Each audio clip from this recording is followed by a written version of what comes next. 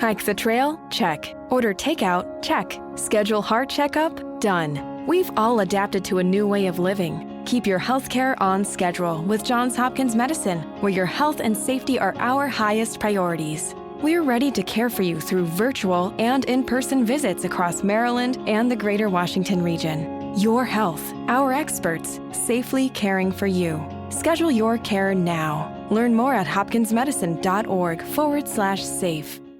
Hike the trail? Check. Order takeout? Check. Schedule heart checkup? Done. We've all adapted to a new way of living. Keep your healthcare on schedule with Johns Hopkins Medicine, where your health and safety are our highest priorities. We're ready to care for you through virtual and in-person visits across Maryland and the greater Washington region. Your health, our experts, safely caring for you. Schedule your care now. Learn more at hopkinsmedicine.org/safe.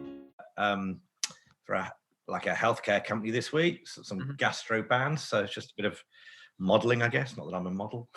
And I've recently had a role in a 30-minute short called Mate, which I'm also producing.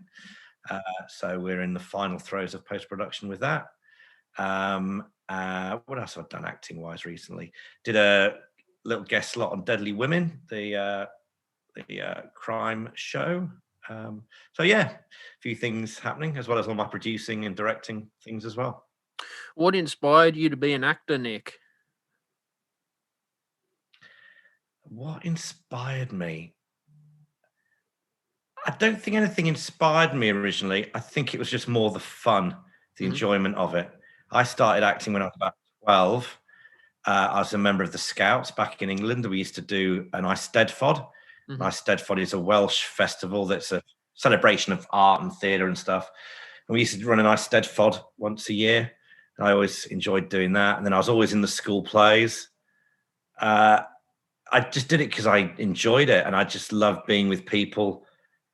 It's the same reason I love sport, team sport. I love being with a group of people, making something happen. And I love that camaraderie and that. It wasn't for artistic reasons or anything like that. It was just purely for fun. And then when I got to about 18, I went traveling around the world, and so I came to Australia for the first time, and then did uni, and I left acting for about 10 years.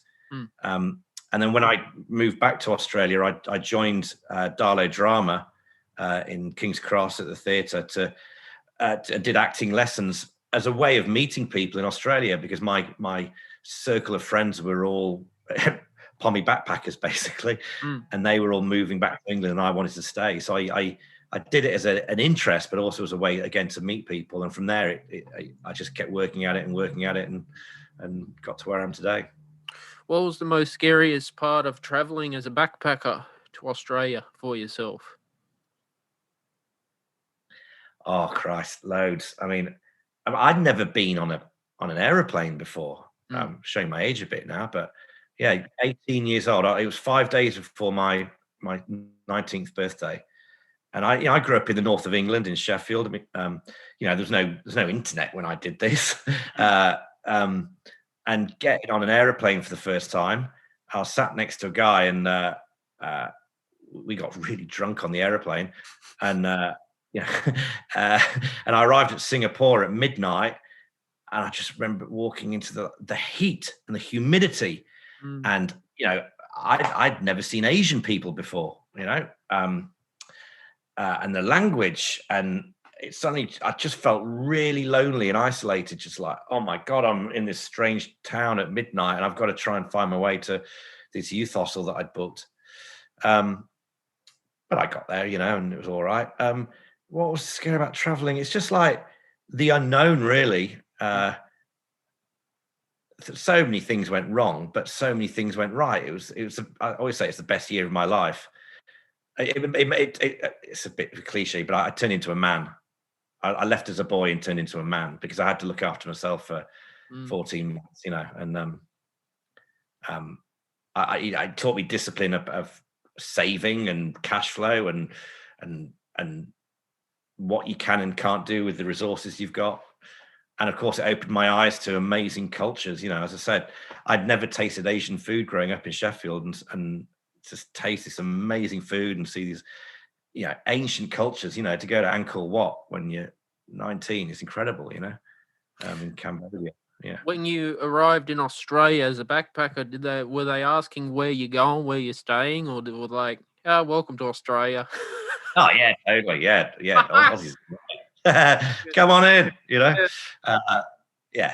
It was great. I was fortunate that one of my dad's best mates, a Kiwi guy, lived in Sydney with his family. So Gerard picked me up.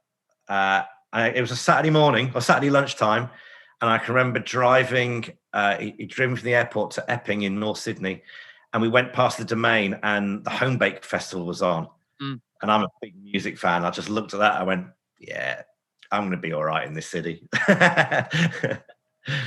Have you since gone back to Sheffield since arriving? Yeah.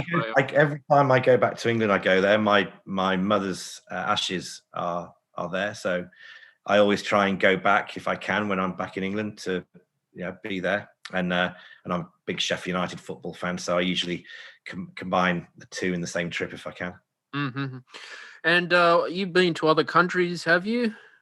Oh, loads. Traveling's huge for me. I love any sort of travel. I mean, I've just been up to Newcastle with work for 2 days, and we were filming in the hospital, which was good fun.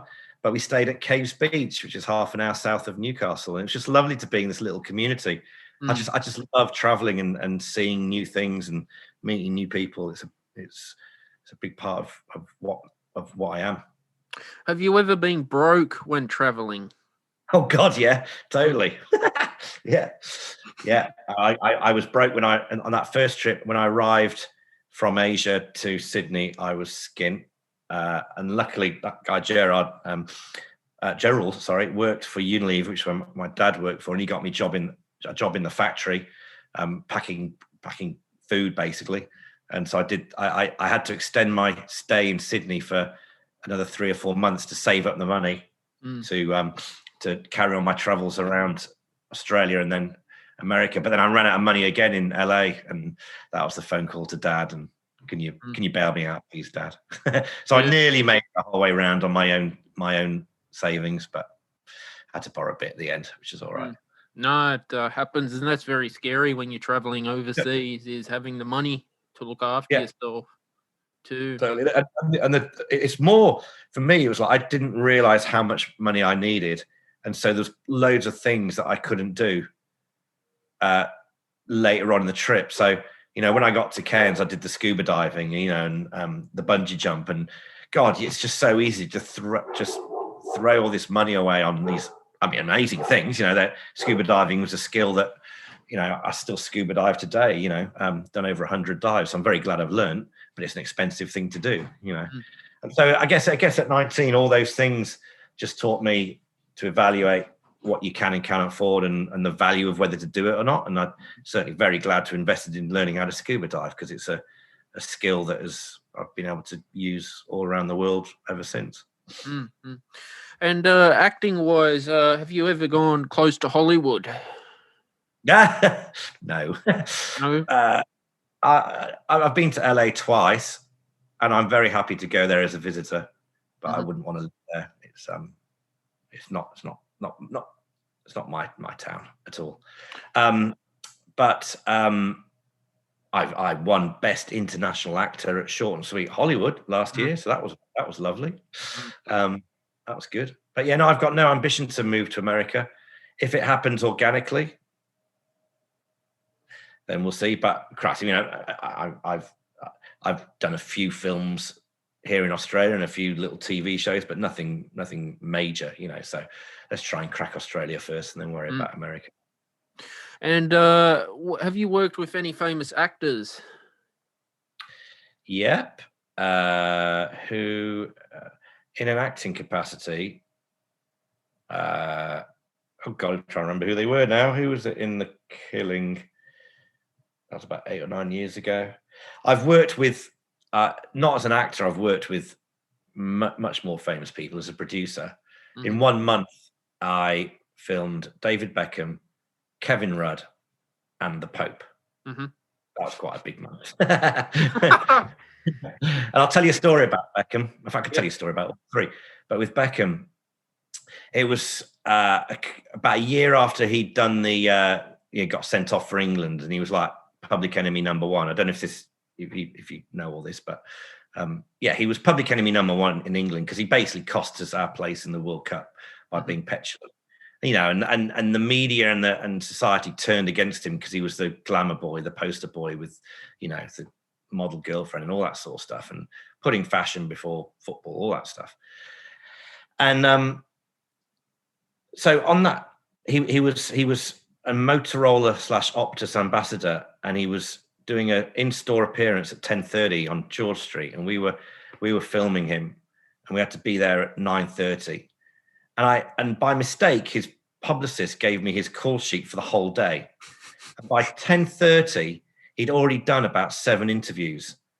Jeez. So he'd basically woken up at 5:30, gone to the gym, over breakfast, had an interview, had another interview in the car from hotel to first appearance, did the appearance interview, had another interview in the car to the Motorola one, yeah? And he walked in and he came up and he shook us all by the hand, introduced himself. Hi, I'm David. Of course, we knew him. I'm a massive football fan, so I'm trying to hold it together, be professional. And he asked, right, what do you want me to do? Where do you want to go? And he was so professional. And then he just turned it on, the presenting ambassador bit. He was in store for about 10 minutes. And then he said, do you need anything else? Is there anything else I can do? And we were like, no, we're all good. And he, at the end, thanked all the crew and walked out again. So I was in the same room with him for about half an hour. And my God, he taught me a lot then about being on time, treating every job professionally, befriending everyone in there, making sure that we got what we needed. And it was just a masterclass in what media training is, Mm. Yeah, because David Beckham, he was getting his name on his football boots during the World Cup as well. And he'd always have a different set of boots every time he played. I think it was Adidas that sponsored him. Yeah. As well. What's David Beckham doing now? Because he went to play in LA he went, I think, to Real Madrid and went in LA. Is he still playing? Yeah, he's packed up playing now, but he's now an owner of a new football team called Inter Miami. Mm-hmm. So they launched last year. They've got Gonzalo Higuain as the centre forward. They just appointed Phil Neville, his old Man United teammate, as the manager. So he's obviously doing that. He's still a UNICEF ambassador, and got lots of brands associations to his name. He's made a few documentaries. He made a great doco of him and his mates motorbiking through South America a few years ago. Mm-hmm. And of course his Victorious fashion label is doing really well as well, so I don't think they're short of £1 or £2. Yeah, and you mentioned you saw the Pope and Kevin Rudd. Tell me about the Pope. Well, that was an amazing project. We were we had the contract for all content for the Catholic Church of Australia. Mm-hmm. And every 3 years, the Catholic Church has World Youth Day. Do you know World Youth Day? Yeah. Yeah, it's like their Olympics, if you like. It's so a host country holds the World Youth Day banner for 3 years. And in the third year, they have a 10-day festival in a city. Prior to that, the cross it travels all the way around that country, and they have a program of events. But anyway, it culminates at World Youth Day, and basically the Catholic community from all around the world come to that city for celebrations, etc. So we were filming all of that, and then the church asked us to go to the Vatican, to Rome, to document the transferring of the cross from Australia to, where was it? Was it Spain or Mexico? Might have been Spain. I think it was Spain. It's going back 10 years or so now. So we had an amazing time in Rome for a whole week documenting this. We met Cardinal Pell several times and filmed him. And we were taken to these amazing churches that were like straight out of Dan Brown. The what's the book called? I haven't read it, but The Da Vinci Code. Yeah, Da Vinci Code. That's it. Yeah, and Angels and Demons and all that sort of stuff. It was just mind-bogglingly beautiful. And then we, on the last day, then we were taken into the Vatican the day before the ceremony, and we were shown around the sort of some of the Pope's private quarters and filmed in there, and filmed him there.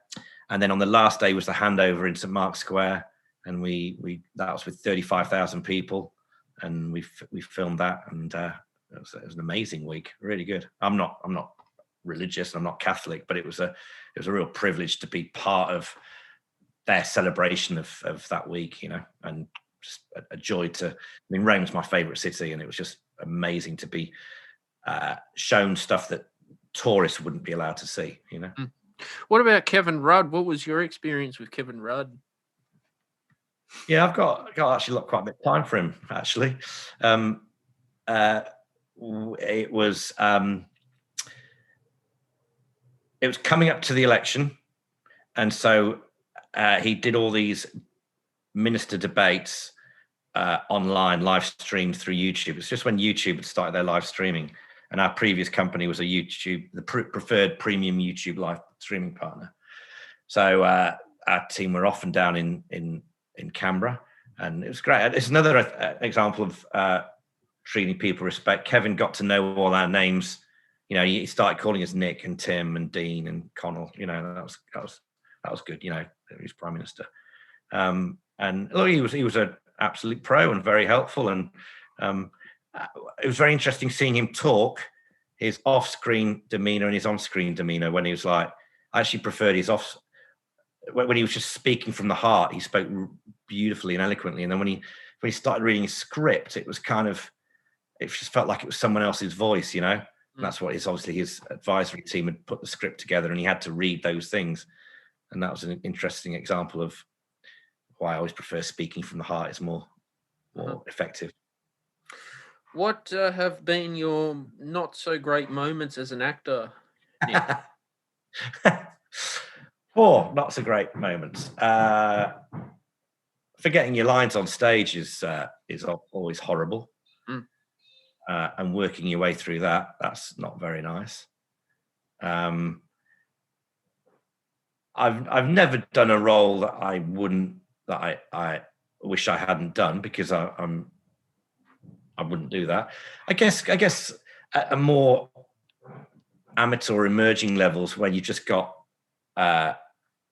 people that are inexperienced and don't have the experience to deal with the stress of when things go wrong, basically, whether this is film or theatre, and not treating everyone with respect, you know. And so it's more about the dynamics of the team that I don't like, which doesn't happen very often. I mean, the more professional levels you get, everyone is exceptionally professional and courteous and on time, and allows everyone, each department, to do their job to the best of their ability. It's usually at the lower end where,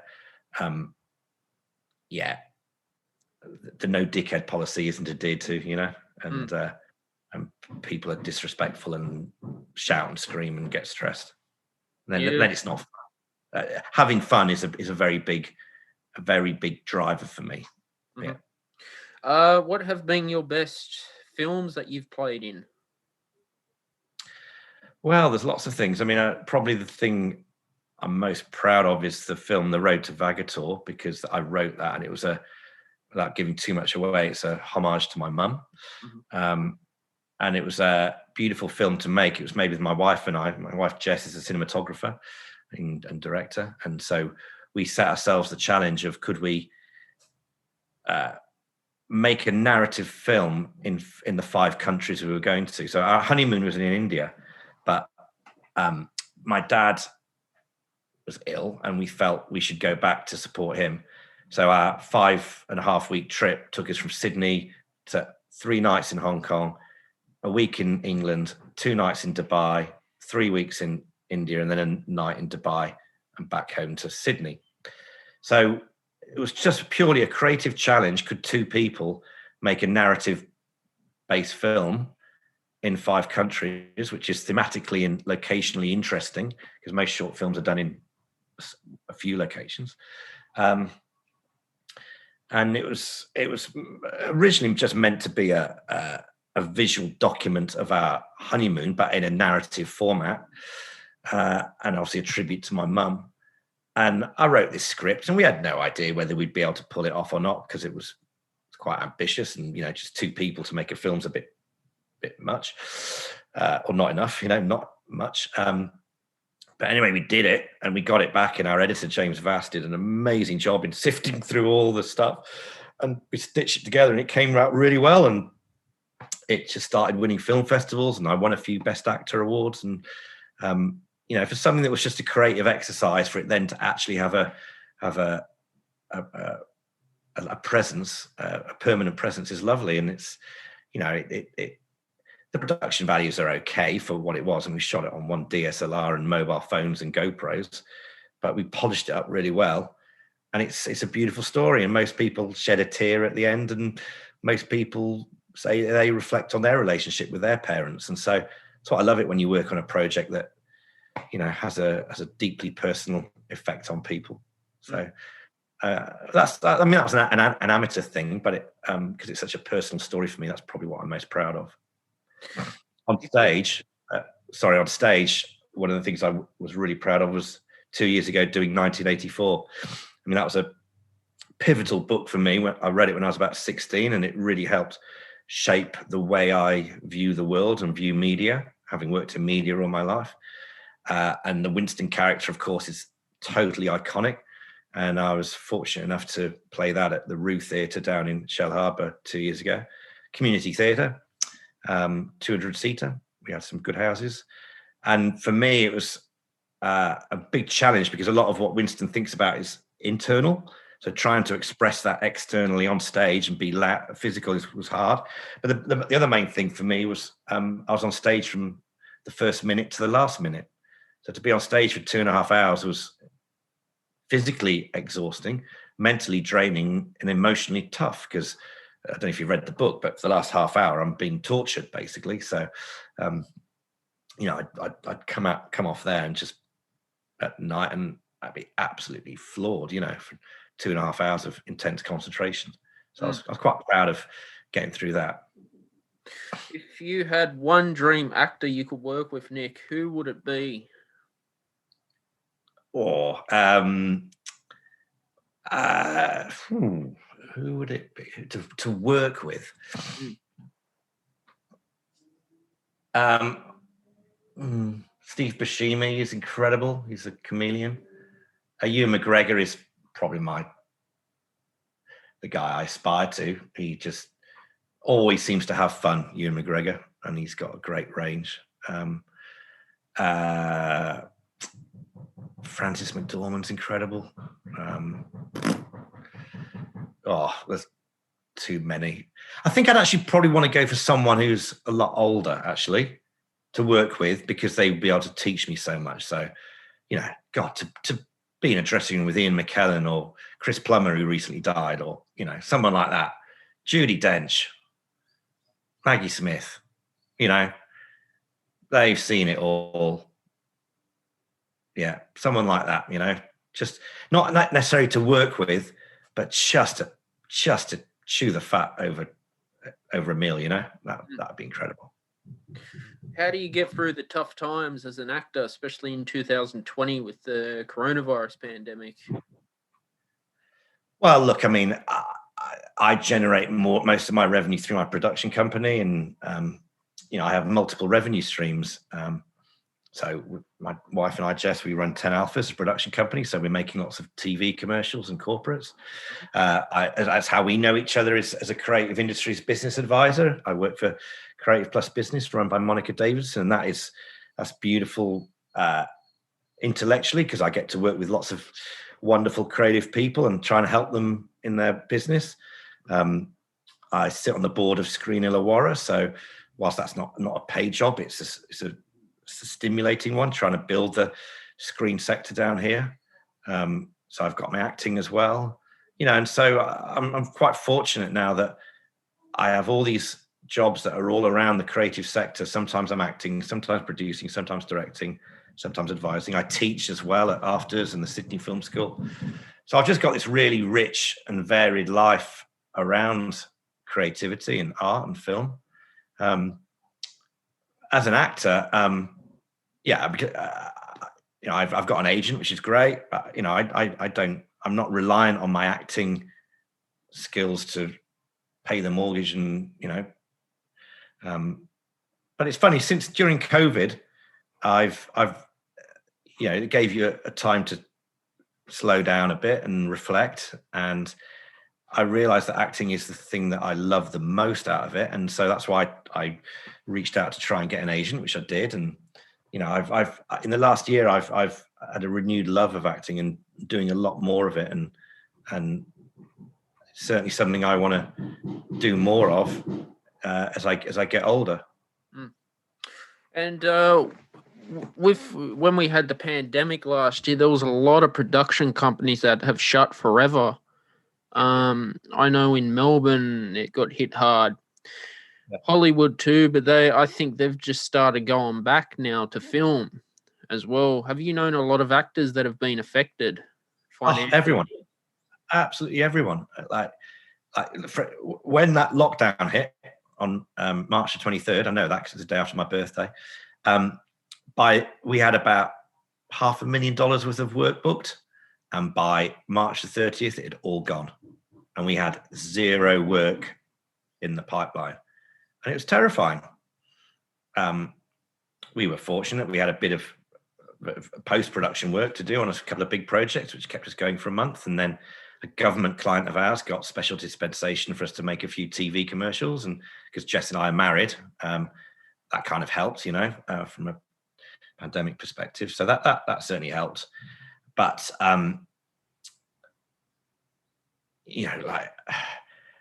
it's common knowledge that the creative sector, and especially the casual worker, just got floored because they weren't get JobKeeper or JobSeeker.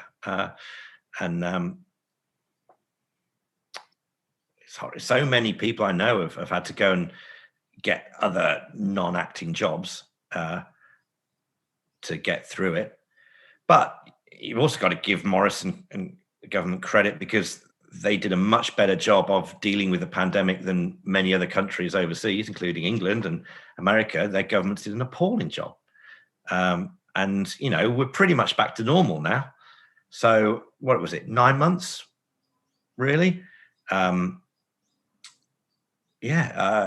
look, there's so much work now in Sydney and Queensland in particular. I mean, the Screen Queensland are doing an amazing job in stimulating the economy there. And you can't get into Fox Studios now. The studios are all booked, with the Marvel films. What's it called? Can't remember. So there's loads of work here now, it's really, everyone's working full time again. So it's really good. Yeah, it was. Did you at one stage have to go on the JobKeeper yourself? I am on the JobKeeper. Yeah. So we've lost about 45% of our revenue over that period of time. So Jess and I have been on JobKeeper. Yeah. That runs out next month. Is that end of March? Yep. Yeah. After when that runs out, is that it, or do you have to then go find your own work? Yeah, totally. And I'm quite comfortable with that, because I say we're getting close to that 30% threshold now, and the work's returning. So I actually think it's a good for me. I mean, there's a lot of other less fortunate people, but for us, I'm cool with that. I feel supported by the government, and I'm very grateful for it.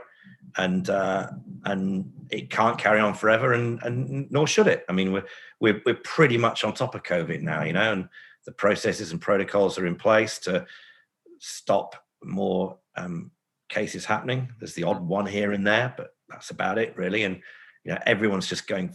When you do get a case, it's shut down properly, very quickly, and eradicated. So, I ain't got a problem with them stopping it end of March. I think it's the right thing to do. They've got to rebuild the economy. They're in a lot of debt, and I wouldn't be surprised if there's tax increases, and I got no problem with that either, because they've supported us, and it's time for the population to support the government a bit now. Have you known anyone who's had the coronavirus, Nick? I've not known anyone, but I've known friends of friends, and indeed people who've died. Yeah. Yeah. It's pretty bad. I was speaking to a woman in the UK. They've gone into a third lockdown over in the UK. Yeah, well, my family are there, and my dad is in a retirement home, and he's hardly been outside for 3 months. He's 81 years old, and he's incredibly stoic, and I'm amazed at his positive outlook. But my God, he must be bored. Mm. My brothers haven't seen him because they're not allowed to. There's only one. It's only his care worker who's the approved bubble person. So only one person's allowed in to see him because he's high risk. He's had the vaccine as well. He's had it twice. So that's a relief. If I may ask, what's your father think of the vaccine? Oh, it's just no brainer. He's so glad he got it straight away. Yeah. Because there's people that are skeptical to take a fresh batch. Like myself, I'd probably wait till they improve it a bit. Are you the same, or would you go and get it ASAP? I'm needle phobic, so any excuse not to take an injection, I will avoid.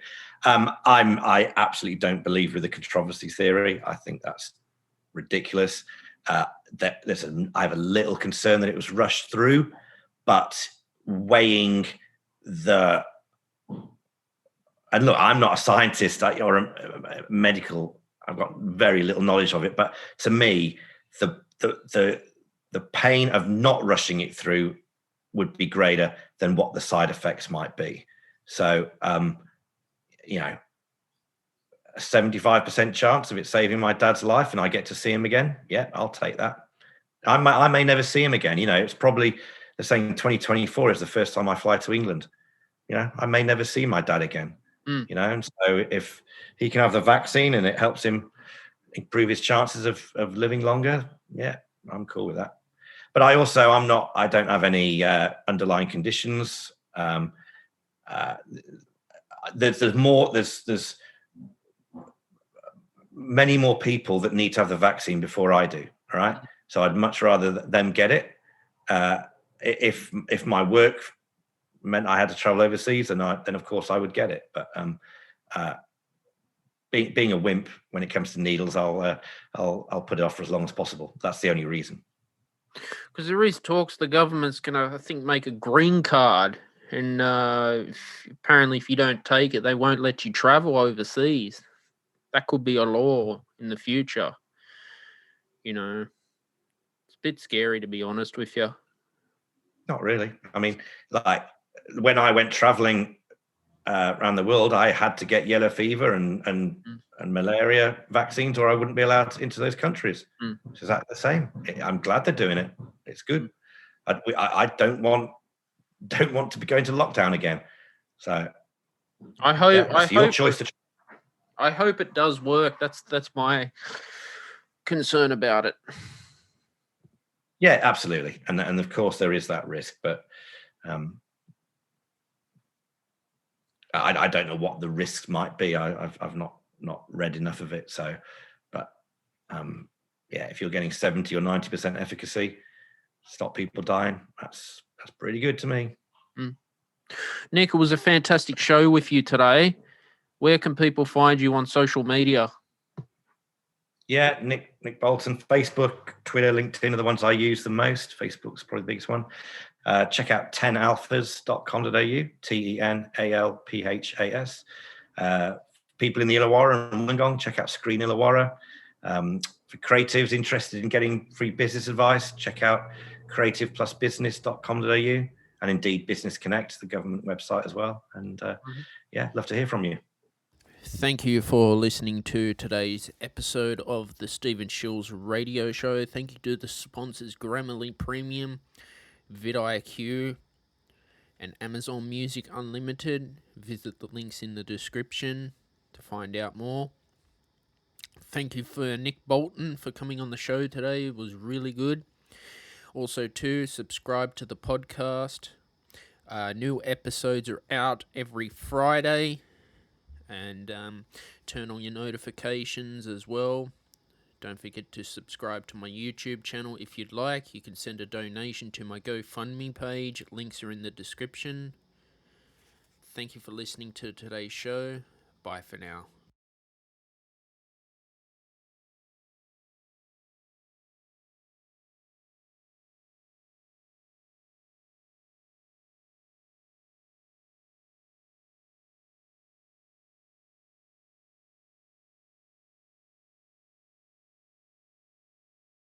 Hike the trail? Check. Order takeout? Check. Schedule heart checkup? Done. We've all adapted to a new way of living. Keep your healthcare on schedule with Johns Hopkins Medicine, where your health and safety are our highest priorities. We're ready to care for you through virtual and in-person visits across Maryland and the greater Washington region. Your health, our experts, safely caring for you.